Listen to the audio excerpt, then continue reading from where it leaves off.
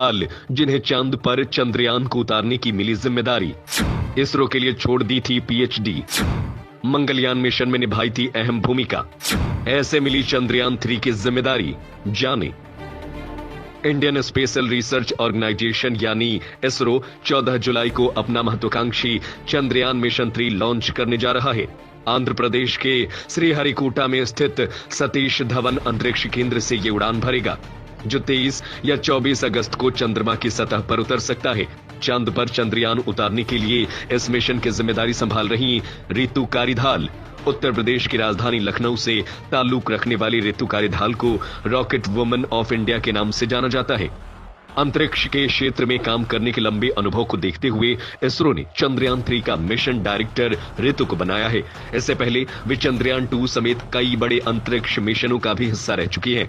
खास बात यह है कि रितु कारिधाल उन वैज्ञानिकों में शुमार हैं जिन्होंने इसरो का युवा वैज्ञानिक पुरस्कार जीता था। रितु कारिधाल मूलतः लखनऊ की है। राजाजीपुरम में उनका आवास है। रितु की शुरुआती पढ़ाई लखनऊ के सेंट एग्नेस स्कूल में हुई थी।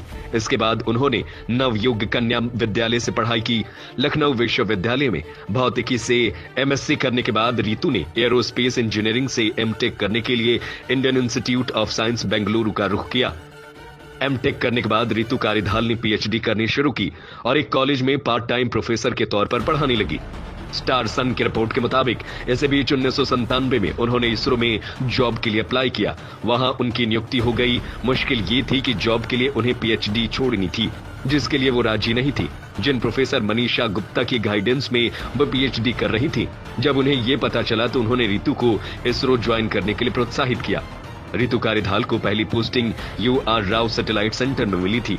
यहां उनके परफॉर्मेंस ने सबको प्रभावित किया। साल 2007 में उन्हें इसरो युवा वैज्ञानिक का पुरस्कार मिला। ये वो दौर था जब मंगलयान मिशन पर काम शुरू होने वाला था।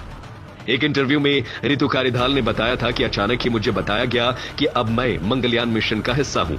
ये मेरे लिए शॉकिंग था, लेकिन उत्साहजनक भी था, क्योंकि मैं एक महत्वाकांक्षी प्रोजेक्ट का हिस्सा बनी थी।